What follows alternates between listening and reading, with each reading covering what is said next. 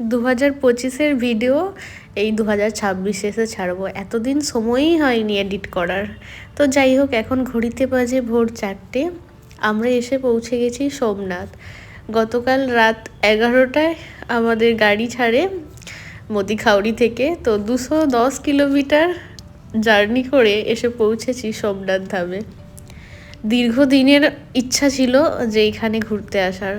সকলের মুখেই শুনেছি যে সোমনাথ একটি খুব ভালো জায়গা এবং ভারতে যে 12টি জ্যোতির্লিঙ্গ আছে তার মধ্যে সবচেয়ে প্রথম যে জ্যোতির্লিঙ্গ সেটি হচ্ছে এই সোমনাথ জ্যোতির্লিঙ্গ।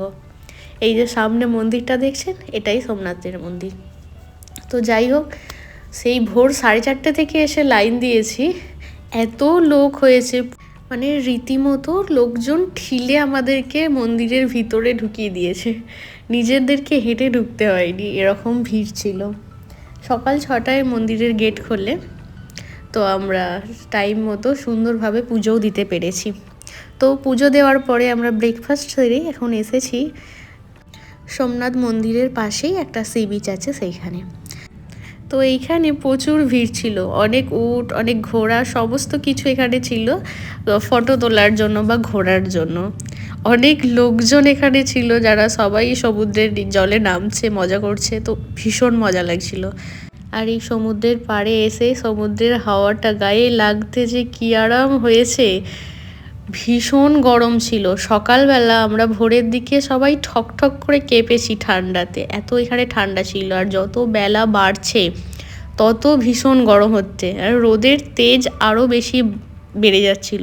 তো আমার বরকে ওই জন্যই ডাকছিলাম যে চলো আমরা একটুখানি সমুদ্রের জলে দুজনে গিয়ে পাটা ভিজিয়ে আসি, পরে আমরা সমুদ্রে স্নান করব। আর জানেন তো, যখন ওই দূর থেকে সমুদ্রের ঢেউয়ের জলগুলো এসে পায়ে ঠেকছিল না, এত মজা লাগছিল কি বলবো। আর যদিও এইখানে সমুদ্রে নামা বারণ বা স্নান করা বারণ, কারণ এখানে ঢেউ অনেক বেশি বড় বড় আসছিল, তাই তো আমরা ভেবেছি যে ত্রিবেণী সঙ্গম যেখানে আছে সেইখানে গিয়ে স্নান করব। তো আমরা এই সোমনাথ দর্শনে এসেছি 6 জন বন্ধু মিলে। বাকিরাও আছে আশপাশে ঘুরছে, যে যার মতো আনন্দ করছে।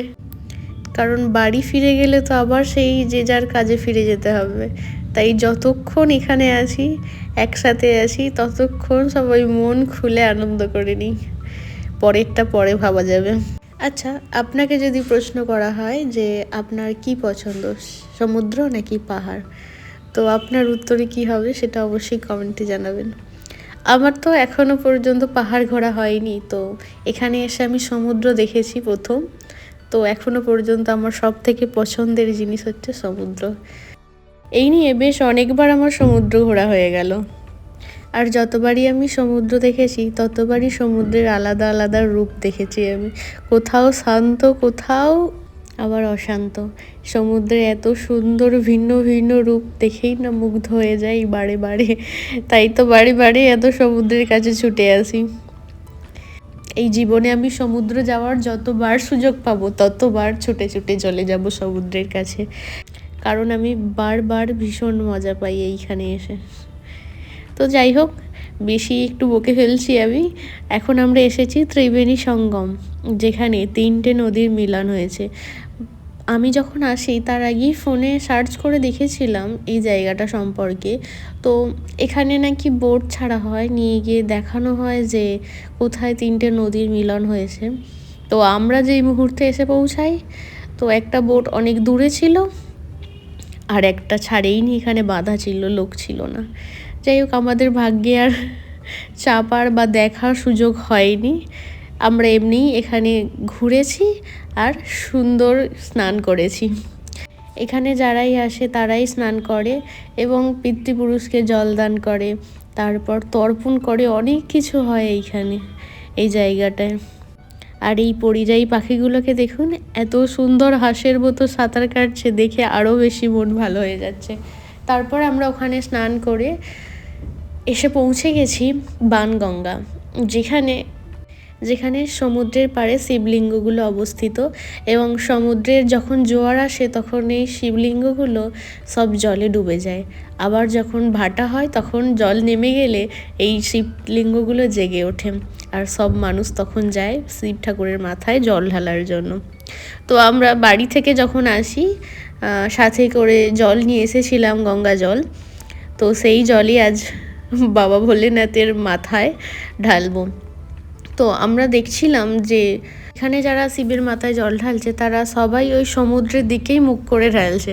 তো প্রথমে আমরা উল্টো দিকে যাওয়ায় তো আমরা বললাম যে ওনার আগে সরে যাক, তারপরে আমরা সমুদ্রের দিকে হয়েই মুখ করে জল ঢালবো শিব ঠাকুরের মাথায়। তো আমি এখনও পর্যন্ত শিবরাত্রি করিনি, তাই কখনো কোনো মন্দিরে গিয়ে শিবের মাথায় জল ঢালা আমার হয়নি, এই প্রথমবার।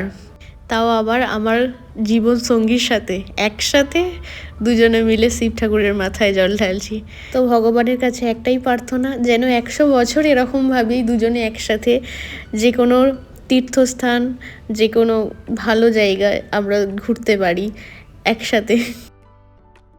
তো ভিডিওটা যদি এতদূর পর্যন্ত দেখে থাকেন অবশ্যই সকলে মিলে একবার বলবেন হর হর মহাদেব।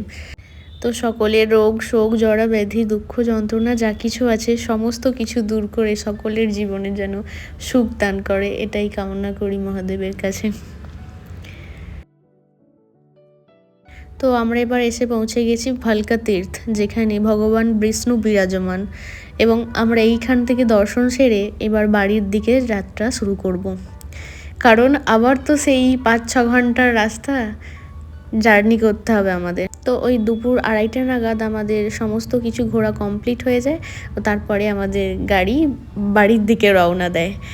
আর কিছুক্ষণ আগেই আপনাদের বলছিলাম না আমি এখনও পাহাড় দেখিনি, এখানেই প্রথম এসে সমুদ্র দেখলাম। তো আজকে সেই পাহাড় দেখার সৌভাগ্য হয়ে গেল। এই হাতের কাজ দিয়ে পাহাড়গুলো এত ভালো লাগছিল দেখতে। তো ইচ্ছা রইল যদি কখনো আবার সুযোগ পাই তো এই পাহাড়ে ঘুরতে আসার। এখানে নিশ্চয়ই পাহাড়ের ওপরে কেউ ওঠে না, কারণ পাহাড়ের মধ্যে শুধু জঙ্গলই দেখতে পাচ্ছিলাম। তো যাই হোক, এই হাতের সামনে পাহাড় দেখতে পেয়ে আবার তো ভীষণ মজা হয়েছে। আর এই পাহাড়ের কোলে যে সূর্যাস্ত হচ্ছিল সেটা তো দেখে মন ভরে গেছে একদম। চলুন আজকের ভিডিওটা তাহলে এখানেই শেষ করি। যদি ভালো লাগে অবশ্যই একটা লাইক করে কমেন্ট করে পাশে থাকবেন, আর আপনারাও ভালো থাকবেন।